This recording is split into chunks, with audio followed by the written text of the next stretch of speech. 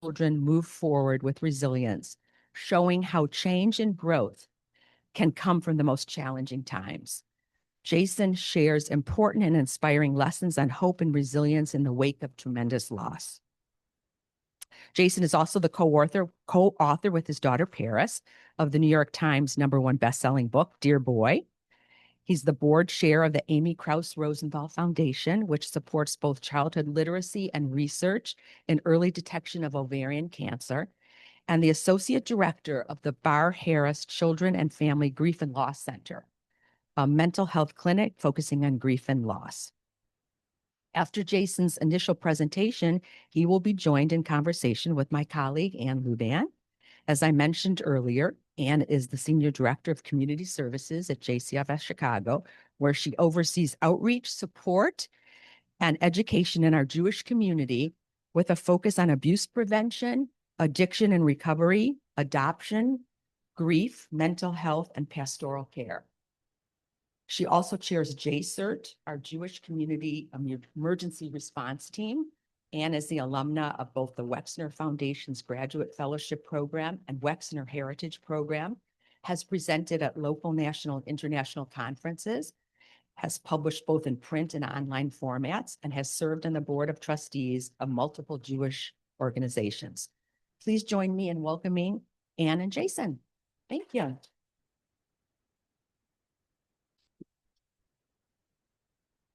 All right. Well, can everyone hear me okay? Yeah. Awesome. First of all, thank you so much for being here.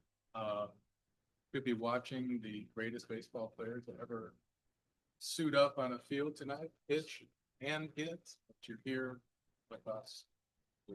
So thank you. I also want to thank JCFS Chicago for welcoming me here tonight. I really appreciate it. We've worked on this presentation for a while, behind the scenes. I'm really happy to be here in this building. So let's just jump right into this. I'm going to talk to you for a little bit, and then we're going to have a dialogue team. So this is a story of a couple of people. This first person. Okay. Oh, okay, that's why I asked him. Okay, no problem. I'll jump right up here. So this first protagonist, her name is Amy. And Amy grew up not far from here in Northbrook and Lake Forest. And she eventually met this guy, who you may recognize, with a slightly darker hair and a certain kind of dental thing going on that I don't exactly understand. But as fate would have it, they met, fell in love, and got married.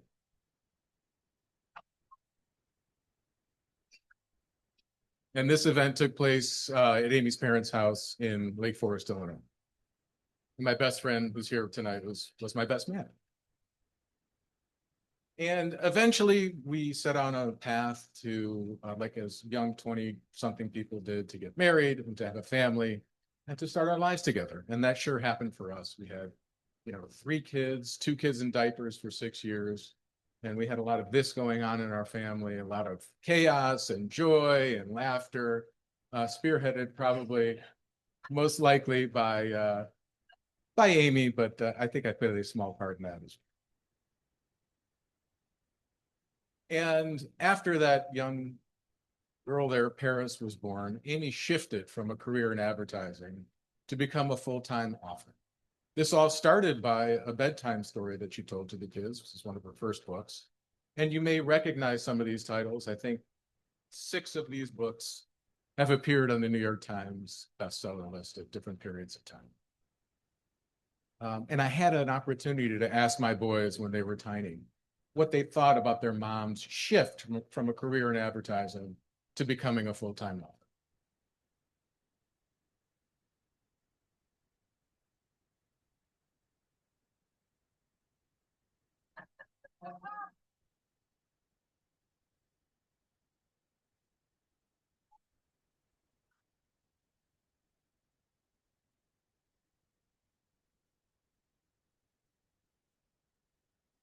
Well, they were both kind of right? It was somewhere between 5 and 500 books. And she was a very, very, very talented writer. But what a lot of people don't know is that Amy was also a filmmaker.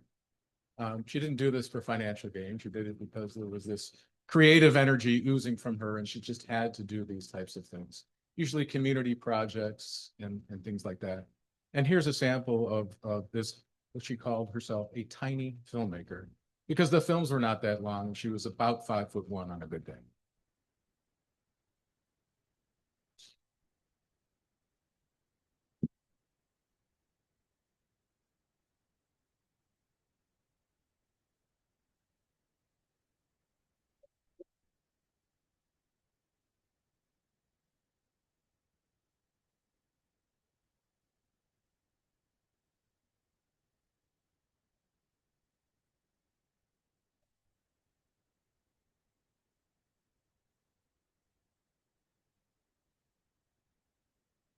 Anyway, let me describe it for you. Um, Amy had this concept to go out on Southport, where we lived in the city downtown. And the title of the film is Today is a Gift. And so she bought tons and tons and tons of wrapping paper, posted up on Southport with a bunch of us helping out. And anybody who walked by would have the opportunity to get wrapped up like a gift. But not to get wrapped up in the burdens of today, but just to be present. And so we wrapped, little girls' arms, we wrapped dogs, we wrapped all kinds of things. And it was just an example of how this creative energy flowed through Amy and flowed through our lives. It's available online, so you can take a look at it. Many of you know that Amy had ovarian cancer and died from ovarian cancer in 2017.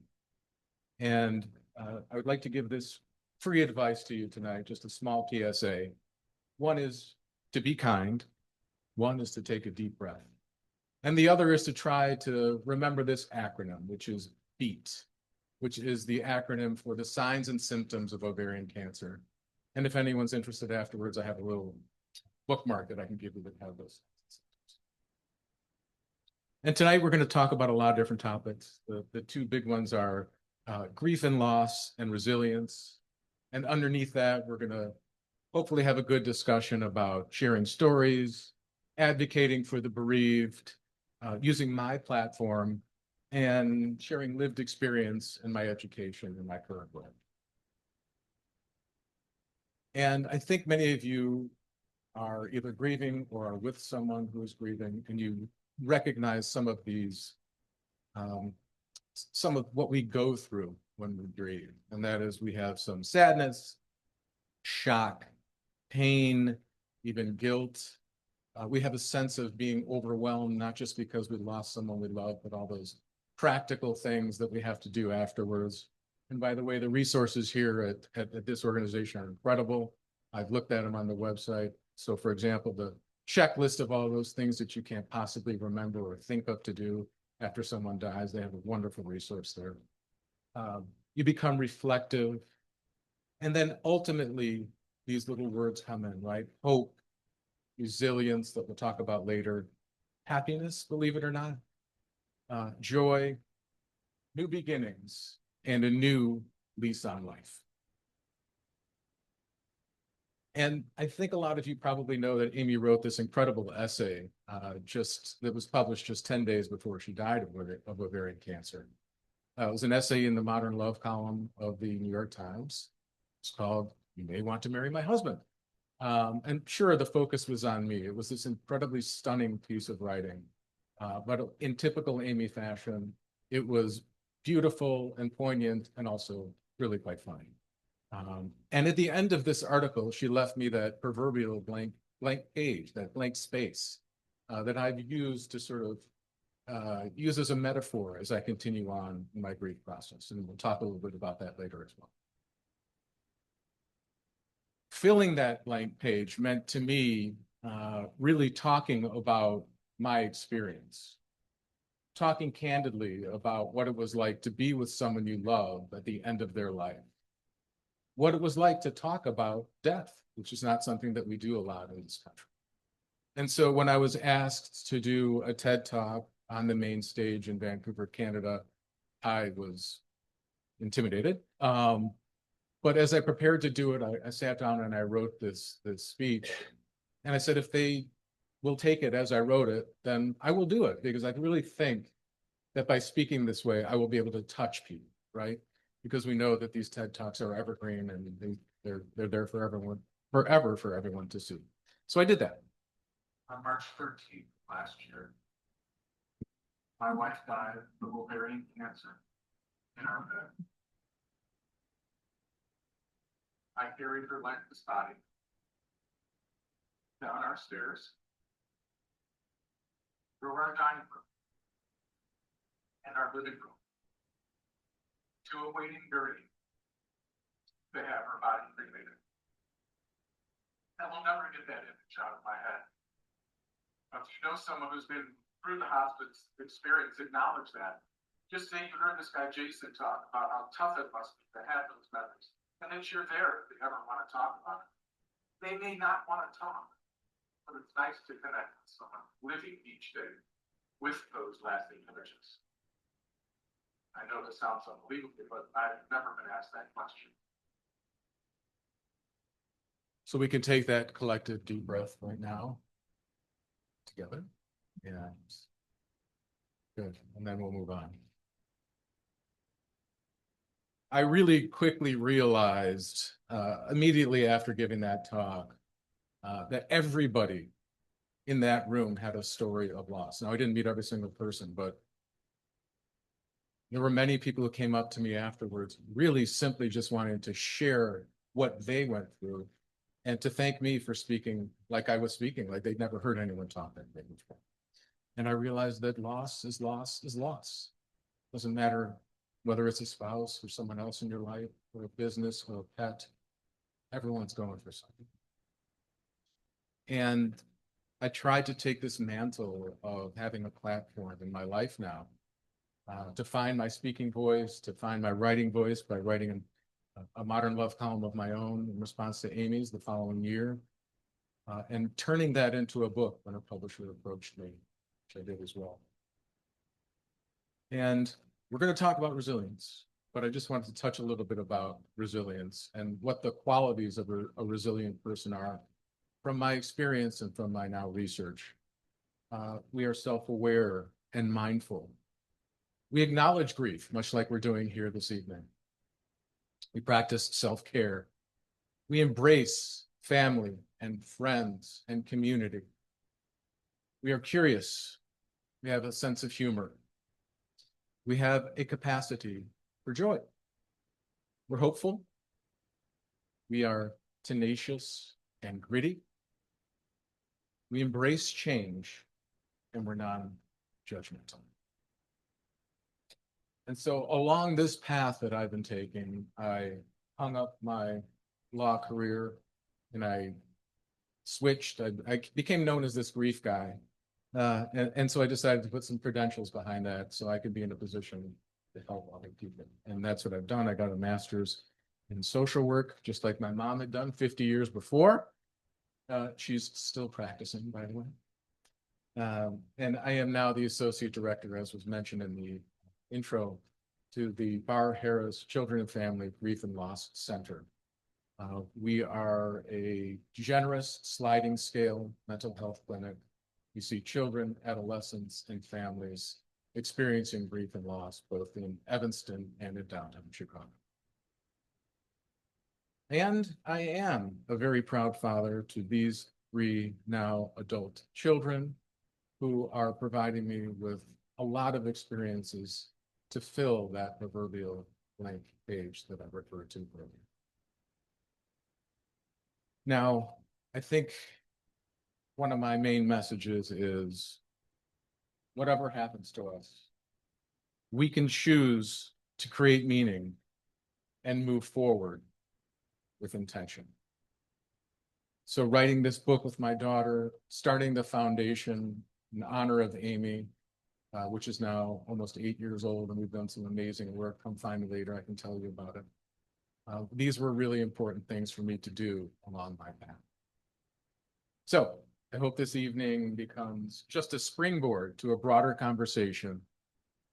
If I can find a new lease on life and purpose after such a devastating loss, then we all can find strength in our lives as well. Thank you.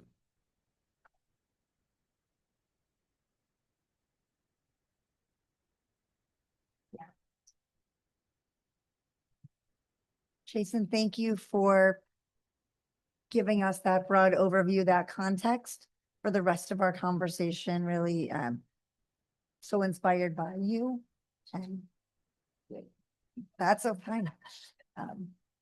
And all that you've been able to do in the intervening years. And I really want to actually look back for a moment, ask you to look back. What are there specific moments or practices that helped you to envision life after your sudden loss? Well, the very first thing was that that essay, that gave me the greatest gift that I can possibly imagine, and that was real express permission to move on with my life. And that really allowed me to consider what that's going to look like. And what it looked like in terms of practices and things like that was getting into therapy. Not something that I had done before, but was incredibly helpful to me. And I can see now from the other chair why that's the case.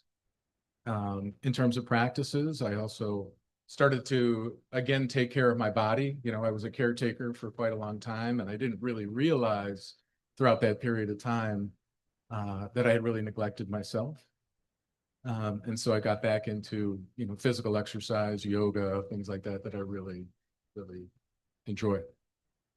I got into something that I recommend to all of my clients as well, and that is mindfulness and meditation. And I found a way to even just take 10 minutes every day to meditate. Even still today, we all have those racing thoughts, but when you're in that intense period of grieving, the thoughts are almost unbearable. And that really helped me a lot. And yes, the other one is perhaps the biggest, and that is community. Community. I think we all know now that the secret to longevity is not all these supplements that are being advertised everywhere, but is being a member of your community, having close friends, having shared experiences. And I can tell you that my friends and my family really, really stepped up. So just as an example, we went on a trip to go see one of these incredible bands that I love. I love live music, and we did that together. And that was so uplifting to me, supportive. And yes, I think that's probably one of the biggest ones. You wrote about that trip in your book. I did. We called it the Heal Jason Tour. One of my friends made that up. We still do that annual trip every year. I was in reading the book, I was really struck by that. And that you spoke about, or you had written about, needing to give yourself permission to go on that trip. Right.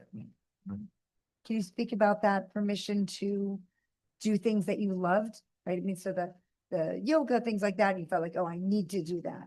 But to give permission to yourself to enjoy. Yeah, well, that's a tricky thing, right? I think we experience a lot of guilt about moving forward.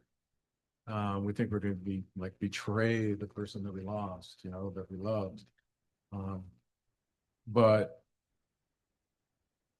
it was pretty clear to me that Amy gave me that message that I should find not just love again, but joy and life. And I think by talking about that tonight and talking about it as I have been for a long time and sharing a little of that wisdom with my clients, it's a good message. And so can you elaborate that? And what is that message? What do you tell your clients? Right? Well, I mean, what I tell them is that, and I think we're going to get into some of this later as well, but the initial time period of this really heavy grief, right? Whatever it is for you is going to be there. And you need to lean into that, okay? Don't shy away from it.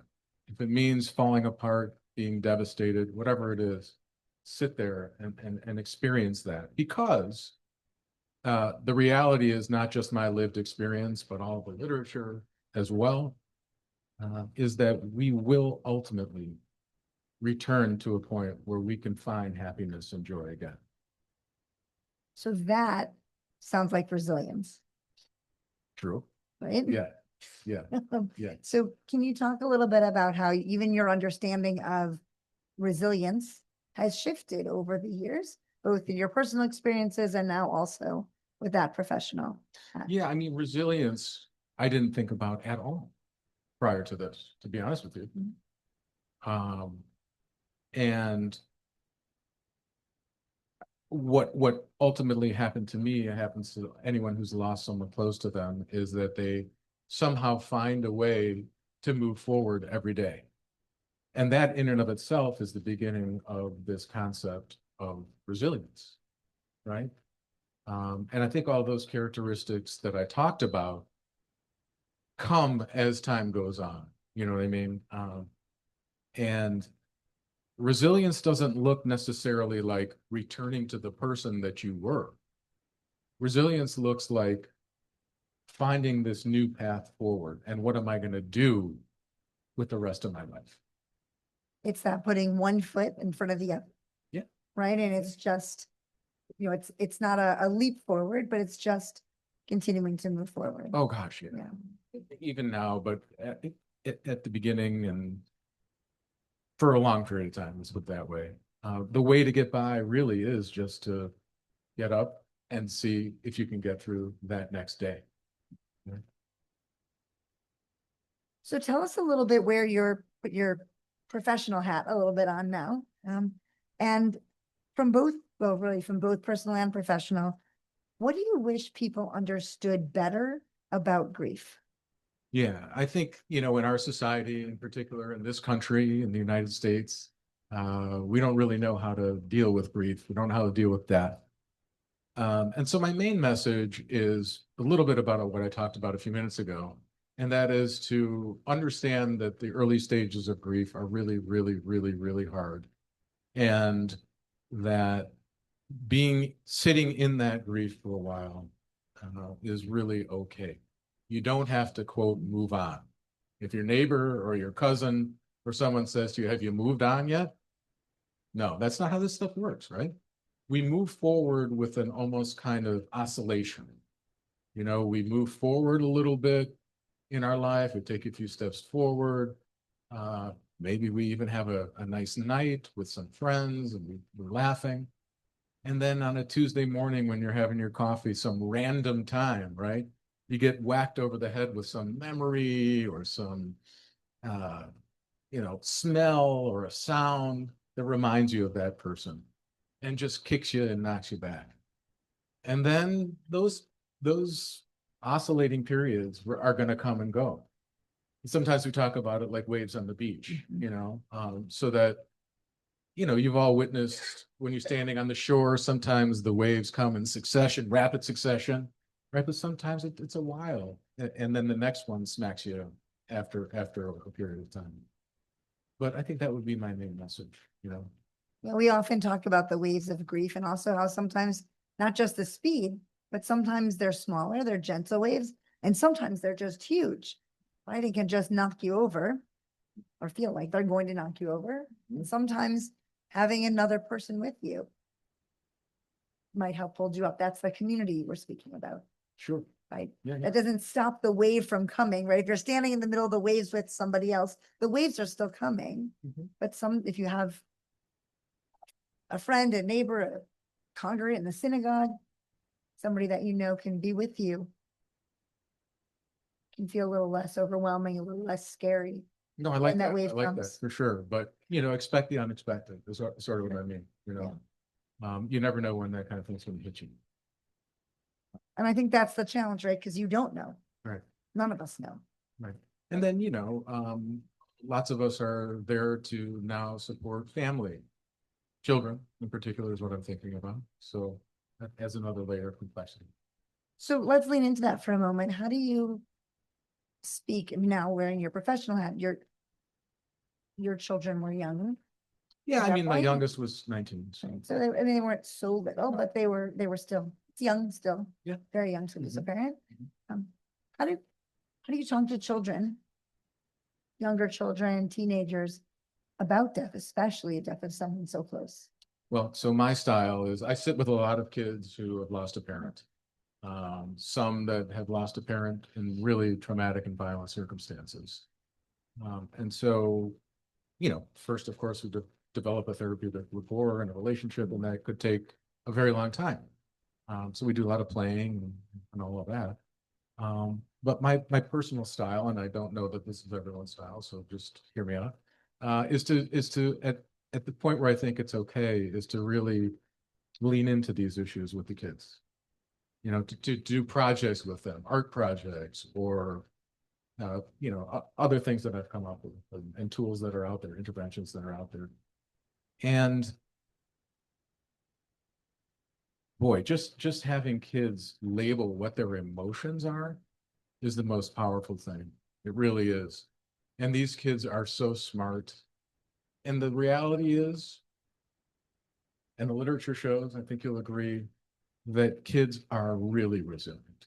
And that at the end of the day, however long it takes, they're going to be okay, you know?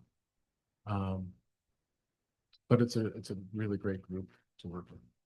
Well, and I think it's important that we as adults hold that and know that, right? Because kids they pick up on what we're feeling and what the adults around them are feeling. So if we can communicate, it may take time, but you're going to be okay. Yeah. That goes a long way as well. Right. And I'm sure that's what, you're being in that relationship with them. And you spoke about community. Community can be so broad, includes therapists True. and all of that. That's right. Can sit there with them and give them that space to talk when they're ready to talk, and talk about something else if that's what they want to talk about. For sure. Yeah. That's very important.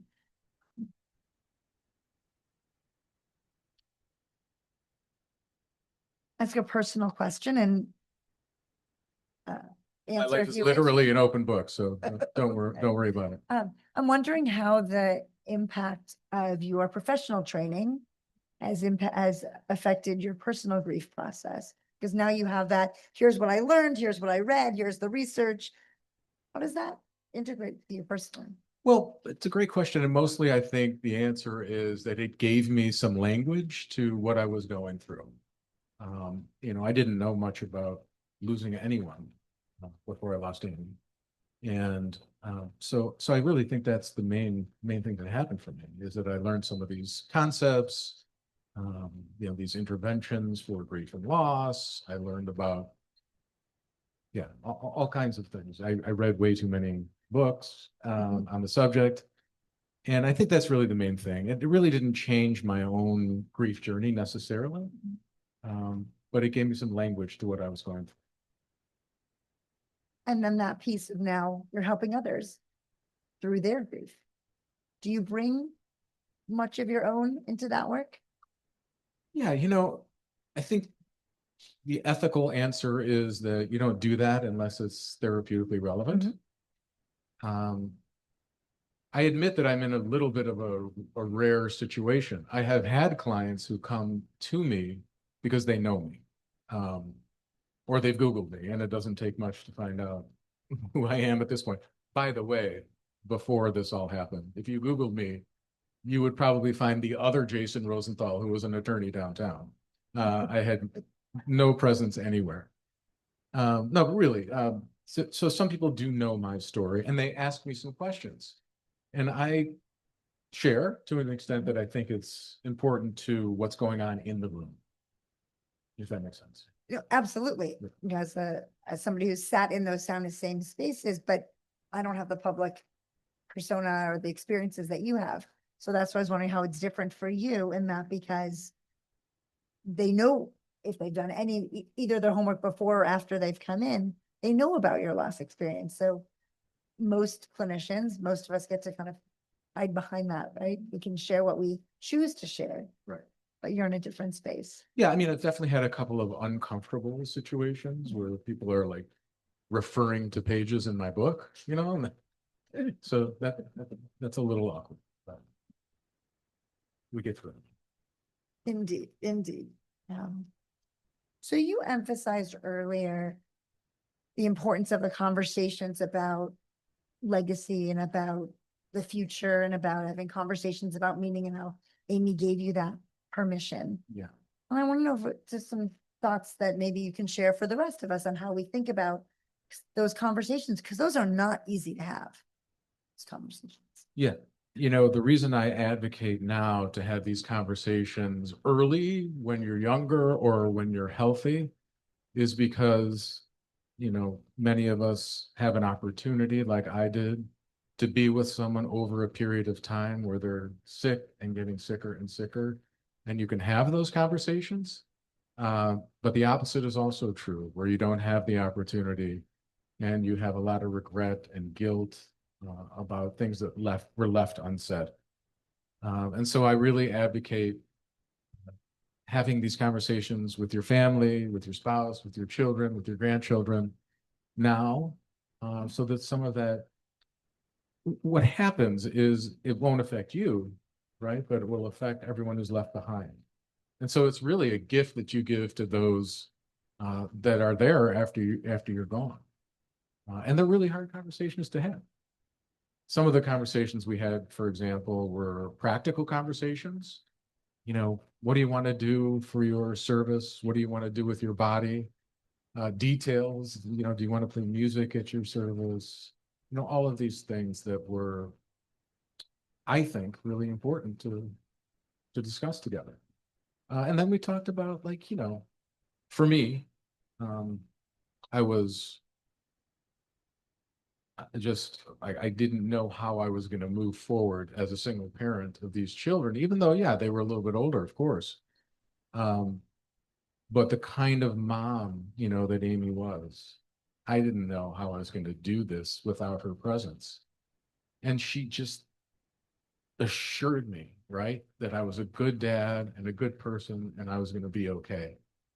And, you know, that just went so far in helping me repair. What a gift she gave you. Yeah. But these are the kinds of things that can happen with open dialogue, you know? And it is hard. It's scary. Oftentimes we don't want to talk about that. Right. Because we don't want to think about, God forbid this happens to me. I don't want to talk about that. But Well- what you're saying is, since we don't know, it's so important anyway to Right. have those conversations. It's a gift to the other person. Yeah, it sure is. And, you know, of course we're scared. That's our natural instinct. When we think about death, we don't want to go there. We don't want to talk about that, right? It's a natural thing that happens in our brain where that triggers that fear. But you got to get through it. Well, it is so important. It is that gift. And you said it was not only for you, but also for your children. Yeah. To know that she had those conversations. I assume if she was having them with you, she also spoke with them. She did definitely, and with friends, you know. Yeah. Yeah, she was unbelievable. She wanted to meet with a lot of different people and talk to them. Yeah. And that really opened up for them, for your children, for their friends also, Yeah. for them also to be able to take in what Amy would have wanted for them. So you're not left with what would Amy want? You knew because she told you. Correct. You know, and I think a lot of those people are, as I've sort of reflected on this over the years, a lot of those people are forgotten, you know. A lot of the focus and concentration was on me and the kids, but you know, there's a wide net of people. I mean, a wider net for Amy because people knew her work, but I'm talking about, you know, in a normal family, like there's siblings even are sometimes disenfranchised and not really thought about. Really good friends, you know, who miss Amy every day. Sometimes neighbors, sometimes, but all kinds of people Mhm. who interact. Can you give us some practical, from your experiences, personal and professional, practical experiences if you want to support someone else who's grieving? What would you suggest? What do we say? People often say, I'm not sure what to say to them. I don't want to bring it up. I don't want to upset them. Sure. What are your suggestions? It's a very common question, and I do write about it a little bit, but Mhm. I'm going to tell you the simplest answer, and then we can expound on that a little bit. And the simplest answer is say something, right?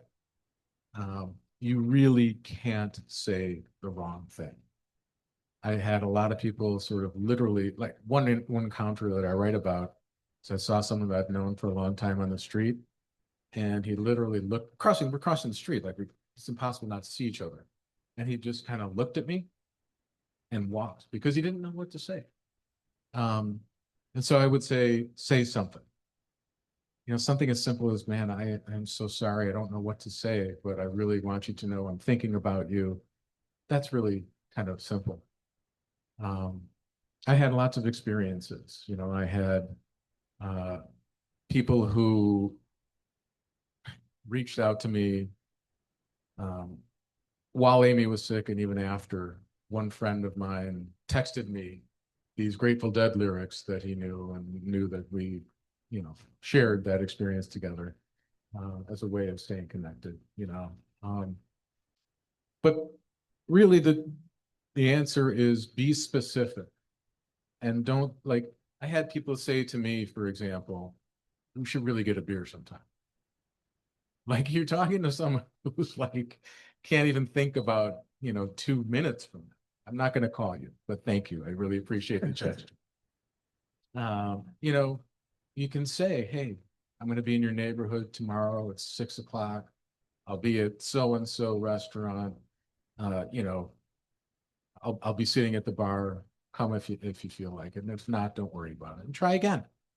So, really specific things are much more helpful.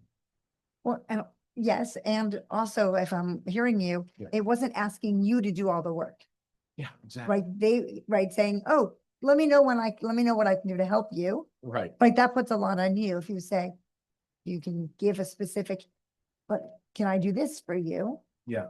Right? Then you can say yes or no, but they're not asking you to do that work if you're the one who's grieving. Yeah, a lot of my clients now have these like these meal trains, which I'm sure Yeah. you all familiar with. And that's really nice at the beginning where the community comes together and brings a hot meal for the family, and sometimes that goes on for months and it's really, really helpful. I'm going to ask one more question, but while I'm doing that, my JCFS colleagues are going to go around and collect if you had a question that you were thinking about, or if you have one right now, to put it on the note card, and then they will collect them and bring them up, and we can get a chance to integrate some of your questions as well. Or not, I could do this all night. So, but if you have some, they'll come around and collect the cards in a moment. Jason, if you had a suggestion for somebody, and I don't know the stories of any of the folks in the room here, but if there's anyone in the room or online who is just at that beginning stage in their grief journey, Yeah. what words might you have for them? Well, I think I've touched on it a bit.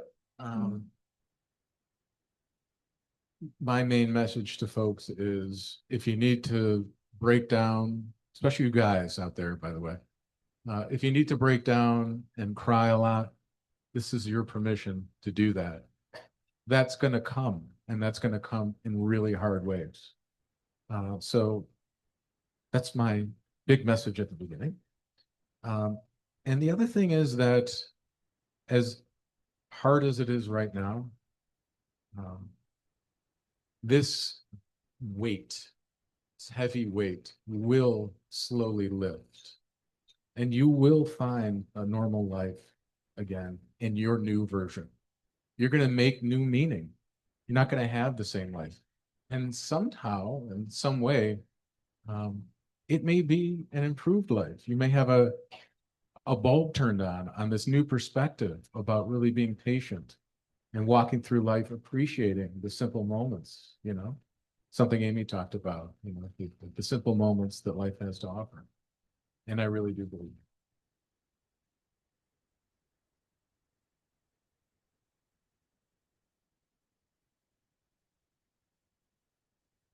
All right, well, actually, while they're doing that, I'll just jump in with one more. You got it. What, as both a clinician and as somebody who has lived through profound tragic loss, what gives you hope about our human capacity to heal and to move on? It's a great question. I mean, I lived it and I've seen it. Those are two really big things. I've seen it with a lot of my clients. So there's that. And there's also what I've witnessed and heard about from all kinds of people, you know, we tend to step up for one another. And that gives me a lot of hope. You know, whether it's calling someone who has also lost a spouse, whatever it is, we are out there supporting one another every day, not looking for anything really in return. And I'll tell one quick story about the human race in general, which gives me hope as well. There was a moment when I was in hospice with Amy and our family. And, you know, I was not working, but doing some stuff at the dining room table. Periodically, I would go out for a breath of fresh air. And I did that one evening. Went out to get some groceries. And as I'm walking back down our tree-lined street in the city of Chicago, it was dusk, you know, and I was stopped in my tracks when I got close to our home because there, strewn across our fence, was a series of open yellow umbrellas and this beautiful card and note taped to the fence. Amy's legacy symbol has become a yellow umbrella, for those who don't know. And there's a story behind that, but I'm not doing that right now. And the beauty of the story is that it was an anonymous gesture, you know, and still to this day, we have no idea who did that. So.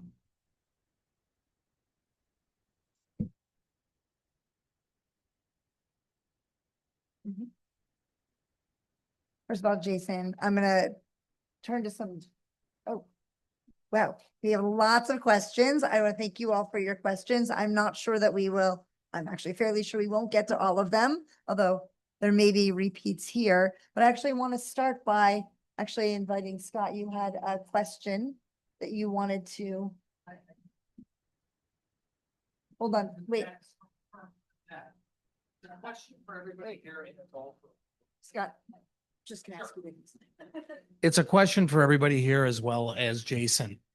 How many of you who are here tonight think you are part of the 1%?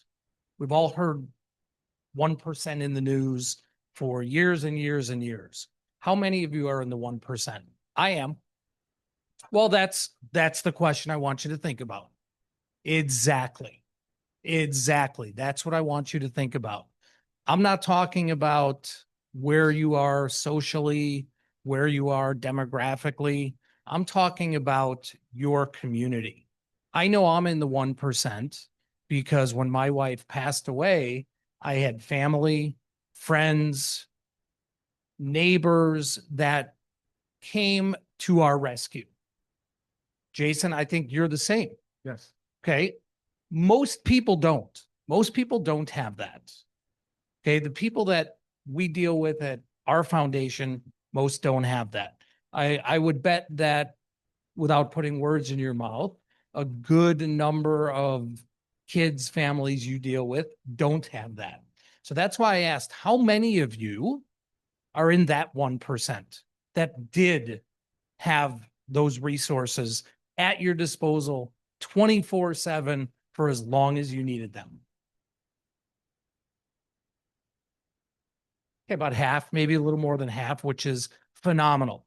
So what I would urge each and every one of you to do is be that 1% for someone else, because those people need it. Most people don't have it. We are all pretty fortunate where we live, the communities we're in. Most people don't have that. And Jason, what you just touched on it a little while ago in terms of things you could do, things you could say to someone. What can people do that know that someone else is struggling, that someone is not in our position? Because we all feel uncomfortable, even though we've all been through this. We're all part of this community we don't want to be part of. What can people do? I mean, people can reach out to their faith leaders. They can reach out to their schools, and teachers, and administrators. They could reach out to their therapists, who hopefully can provide some community resources. I don't know, but it sounds like it might be your next business. It sounds like a really good business to to be there for those that are not quite as lucky. It's a good point, Scott. So there are a number of repeats in here. That will help us get through the pile. But Jason, there were a number of questions here, people asking about your children. Okay. Things like, how did you parent while grieving? How do you talk to your own kids about the grief? We talked a little bit about how you speak with your clients' Sure, kids, sure. but how did you navigate that? Space time for you to grieve while also your children were grieving and you were parenting them. Right. This is different for every family, and it was certainly different for me, kid to kid to kid, right? They were all totally different in terms of how they approached their grieving process. And so I just tried to be there for them, as much as they needed me and wanted me. Some did use therapy for a while and some for a very long time. And others did not. It just didn't speak to them. And so I think it's really an ongoing issue, of course. I mean, my style was to sort of, let's talk a little bit about mom now, and that goes over most of the time. Fair, because you might have been in a space where you want to talk about mom, but you have 3 kids. It doesn't mean they were all in the same place. Right. I just Right, wanted and so- them to know that it was really okay. And they may want to talk about mom sometimes when maybe that wasn't where you were, right? We're not always in sync with everyone around us, Right. but being able to have that space Yeah. is really important. Yeah. That permission. True. And the other thing is you want to sort of normalize experiences for kids of all ages, even after a significant loss. And so to maintain their routines, the kids were starting out their young adult lives and starting their jobs and graduating from college and all those things. And I tried to be there and follow them, follow their lead along. There were some moments where you talked in the book also about wanting them to go back to school and to do the things they needed to do and not feel like they had to be home both during the illness True. and in the aftermath, to not put their lives on hold. Mhm. You talk about them coming back and forth, but not just moving home, but being able to, and that of course also could be different with different children, different families, but that routine in their lives also. True. There's a question here that asks, and we haven't talked about it yet tonight, but we are sitting in a synagogue. Yeah. What part did Judaism play in your grieving process and still? Yeah. There was a cantor at the synagogue who was really lovely to us and came over and talked to the kids and offered to be there for them. And we did do a celebration of life for Amy in a synagogue. But to be honest with you, like many people who have experienced loss of a young person, you question your faith, and so I think that's where I still am a little bit. Mhm. I really identify as a Jewish man. I went to Hebrew school. I raised my kids going to Hebrew school, and all of those traditions are really important to me. But I do struggle with God. Well, we are a people that struggles with God. Yes, that's Right. true. That's fair. And we are. Thank you. So that certainly makes sense. And particularly when we have experiences that are really challenging, we're gonna have those struggles. Yeah. And it sounds like the synagogue was also, with the cantor, a place where you found connection and community. Yes. Here's a question that asks about anger. Okay. And about irrational or either rational or perhaps irrational anger. I'm not sure that there is an irrational anger. I think our anger is all rational. But a question about whether it said that you don't mention anger and it seems to prevent progress in reaching goals and joy and healing, at least in the eyes of the person who is writing this. So can you speak a little bit about anger and the role that plays either from your personal or professional lens? Well, sure. I mean, I think anger is a natural emotion to have when something devastating happens in your life. And you can sit in that anger and be really, really pissed off for a long, long time and question everything, you know. Do I talk a lot about anger? No, I don't talk a lot about anger. That's not where I am right now. And I think that speaks to, we're not all in the same place. Right. And you also said that's not where I am right now, That's right. right? Yep. It may have been before, it may yet be, Sure. right? Because I mean, I Yeah. hope my clients tell me that they're really angry. I think that's super important to express. that actually leads right into this next one, which is, so how do we advise a friend who is, or a family member who is grieving, that's maybe not so sure that therapy is the right thing for them? How do we, what language can we use to encourage them to open up and think about that? Think about therapy. Mhm. Well, Well, there's, because there's still here's some the thing. there's still, even Yeah, despite sure, the sure, number of therapists in our community, there's still stigma there sure. around the, well, oh, I don't need that. It's not for me. Right. But how do we open that up and reduce some of that shame or stigma around seeking that kind of help? Yeah, I mean, I'm not sure that I'm the expert, but I would say, you know, listen, give it a try. You know, this is not like something you have to do for the rest of your life. But also, you know, a therapist is really important because it's not your family member, it's not your friend. And I promise you that if you sit in a room with a therapist, you will express yourself in a very different way than you would otherwise in those other settings. And we don't want all that stuff to get clogged up in ourselves because that doesn't bode well for our future. That is also true. Thank you. I do have somebody who asked if you could just take a few moments and tell us a little bit more about the foundation that you started. Absolutely. Thank you for asking that question. I started the Amy Krauss Rosenthal Foundation. I've been on boards and things like that, but I didn't really know what the heck I was doing. So I called some really significant people in my life and in Amy's life, and I said, hey, I'm starting this foundation. Do you want to be on the board? And I got a wonderful, wonderful board with diverse people, some in the publishing business, some in the film business, some in the medical community. We have two of the world-renowned oncologists on our board right now, one of whom was Amy's doctor, and he's still a very, very active board member and doing some incredibly novel things in the area of early detection of ovarian cancer. So on the one hand, we provide funding for researchers to try to get somebody to come up with some kind of marker for the early detection of ovarian cancer. And while there is some inroads being made, there's not a lot of funding behind this. And so it's really, really tough. And the other aspect of what we do at the foundation is we support child literacy, obviously, because of Amy's work as a children's book author. And due to some of our relationships with those publishers, we've donated somewhere in the neighborhood of 750,000 books to kids in need all over the United States, many of whom, thank you, many of whom live in a home where there's never been a single book. That is truly inspiring.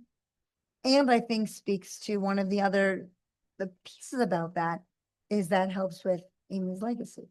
Yeah. Right. So her legacy certainly, as her legacy lives on in, in all of the books that she's written and in the essay she wrote, and then the essay you wrote, and in you and your children's lives, but now also in the gifts that you're giving back to the community, Yes. much in the same way, Scott, that you and your foundation are doing the same in Lori's name as well. And so whether it's in a foundation or in other ways that we can think about. So I don't know if you can just take a moment, and I think we'll end with this, not that there aren't many more here, but we're not, rather than stay all night with this, just to see if there are any other thoughts you have about how others can think about a legacy, moving that legacy forward. Yeah, I think in terms of a legacy, there's so many things one can do to honor someone who's deceased. And that could just be gathering as a family on a special milestone every year. It could be donating to a cause that you believe heavily in. It could be doing a walk or a race of some kind if someone, succumbed to a specific illness. yeah, there's so many other things that one can do, you know, and if you're inclined, you can go down to Lincoln Park. I, over a couple of years, negotiated with the city of Chicago and the Park District to erect a public piece of art in Amy's honor. And so sitting in Lincoln Park is this beautiful glass yellow umbrella. It's at Fullerton and Stockton, right near Francis Parker and the zoo and all of those things.